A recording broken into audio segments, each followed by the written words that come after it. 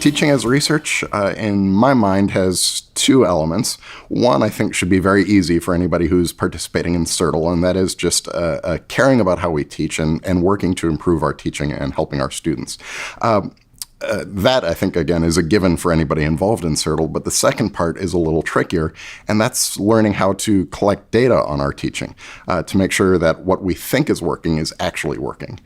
For example, I know one of my fellow instructors tried a new method of teaching something in one of our classes, and in our instructor meeting, we got together and she talked about how well it worked and how it was very easy to do, easy to implement, and the students really enjoyed it. And those are good outcomes. However, student enjoyment might not be the best criteria to use. So we need to be able to collect some sort of data to see, did the students actually benefit from it? Did they really learn? And that may be follow-up measures or measures after the fact to see if they retained the information that we wanted them to retain. I think that before I started FAST, I really didn't know anything about teaching as research. And after going through the FAST program through CERTL and doing a teaching as research project myself, what I really came to value was that teaching as research is a way that we can incorporate research questions into our teaching, into our classrooms. And so that sort of insatiable curiosity that we have as scientists, we can bring that to our classrooms, and we can ask questions about how students are learning. We can come up with hypotheses, we can test them, and we could do formal assessments. And that can be valuable either to share with others as we're sharing our methods, or just for ourselves. Teaching as research can be informal. We don't need to be really formally assessing and communicating our results, but we can do it just as an informative assessment in our own classrooms to improve our teaching and improve the experience of the students. To me, it's a really great way to become more engaged sort of in your teaching. So I've always known that education and teaching was going to be very important for me. It's kind of where I wanted my future career to go. But as far as having this idea that you can use what you're doing in your classroom, have a structure in place that will allow you to evaluate your teaching effectiveness and then hopefully inform not only what you'll do in the classroom in the future, but maybe some other people as well. Teaching as research really is more than what the words imply. It actually became more of a new language that I learned. And the best part of teaching as research for me was being able to use this new language to communicate with teaching fellows, faculty, and researchers in other disciplines around this teaching and learning community.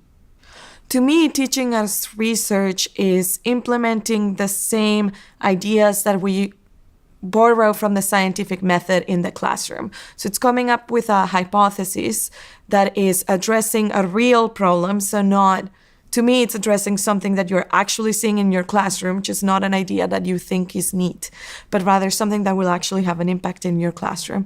And coming up with some sort of methodology that is supported in the literature to address that idea, and then coming up with specific goals and outcomes, just like you would in an experiment. Your experiments have a specific objective, so it's the same idea.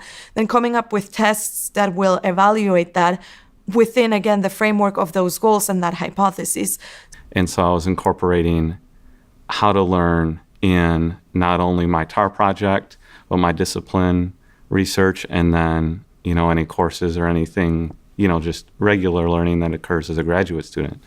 So those were, because that process I described it's called the scientific method in the discipline research, and it's exactly the same process that I take into my teaching as research project of asking a question and deciding what will be accepted as evidence for the question.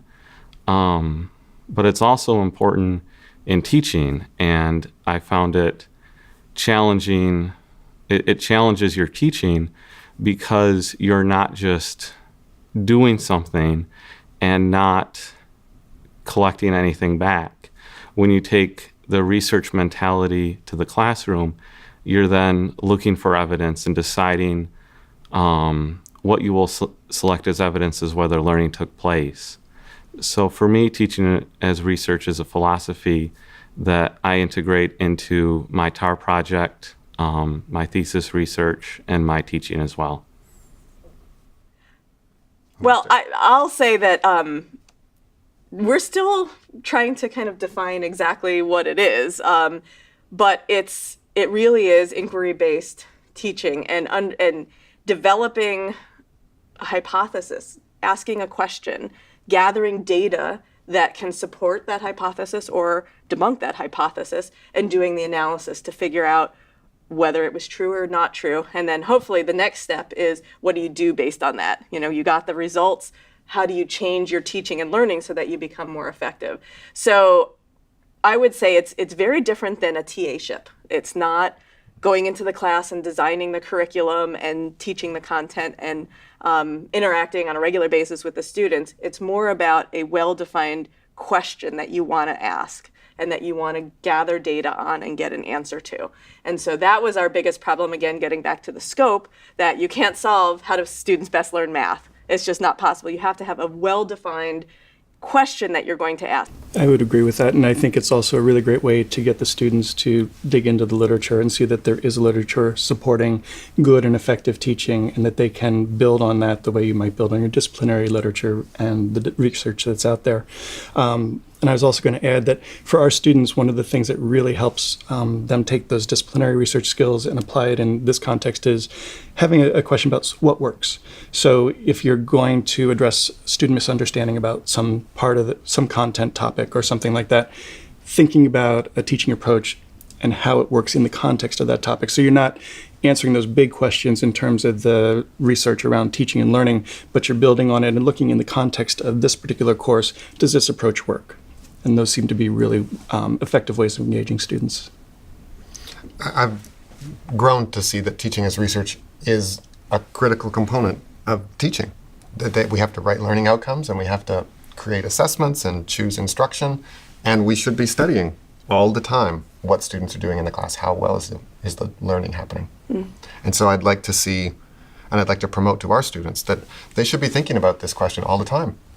And when they design the course, months before the course actually happens, they should be thinking, what could I do and build this teaching as research right into my course?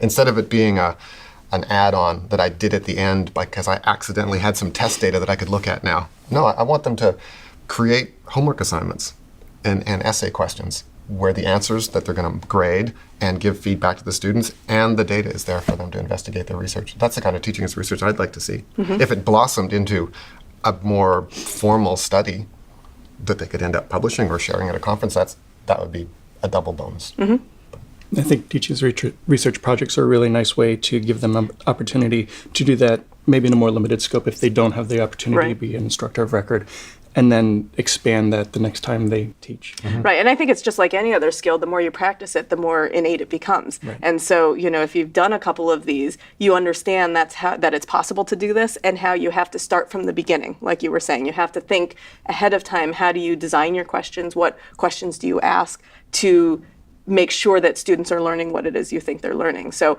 from my perspective, the benefit of having graduate students and postdocs do this is it's going to become part of their nature. Whereas for faculty, this is a sort of foreign concept. And many faculty, unfortunately, don't approach their teaching this way. And our students have had years of school doing experiment after experiment, getting larger and larger, and more control over the design and then the analysis. So when they finally get to grad school or postdocs, they're doing big research projects in their labs that they're going to end up publishing. And so this might be their first teaching as research project. And so it should start small. Right. We'll try this, and then we'll try this, and then it'll get bigger, and the next time we'll do this, and then it'll grow. And I think doing these projects in the context of CERTL is really nice because it gives you a safe space to try. You can mess up, and there are no repercussions, but because you've gone through the process, how to do it in a different way the next time so that you avoid that pitfall or that problem. And so, I think it is a very structured way to build into doing bigger and better.